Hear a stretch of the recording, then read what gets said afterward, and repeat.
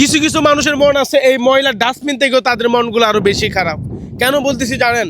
Howler টাকা নিতে আসলে আব্বা আম্মা মানে কি পারে না ওর বোনকে আমার কাছে বিয়ে দিয়ে দিত, এমন একটা পরিস্থিতি হয়।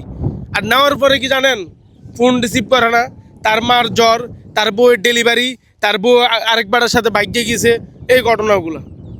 বিশ্বাস করবেন যতগুলো বাইনচুতকে টাকা দিছে হাওলাত, সবগুলো এই কাজগুলো করছে।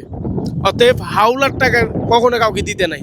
আপনার কাছে টাকা আছে, দেওয়ার ইচ্ছা আছে, তাকে এমনি দিয়ে দেন 200 টাকা 500 টাকা, সে চলুক। কিন্তু ওই টাকা আর দ্বিতীয়বার ফিরে পাওয়ার আশা করবেন না, এমনি দিয়ে দিবেন। আর যদি না হয় হাওলাত কাউকে দিবেন না।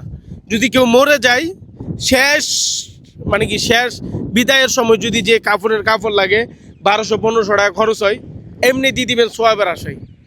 টাকা দ্বিতীয়বার ফিরে আনার চেষ্টা করবেন না।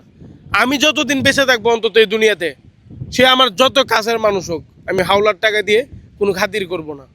অতএব যারা যারা আমার থেকে হাওলার টাকা নিছে, 1 টাকা নেক আর 10 টাকা নেক, প্রত্যেকটা মানুষ সেম একই কাজ করছে। কেউ ফোন রিসিভ করে না, কেউ আবার তো উল্টা পোল্টি লুয়ে ফেলাইছে। অতএব ওই দিকে আর না যাই। আমি চাচ্ছি না এই অল্প টাকার জন্য কারো মান সম্মান আঘাত করতাম। তবে আমি এতটুকু বলতে চাই, কেউ যদি মরে যায় তাকে হাওলার টাকা দিবেন।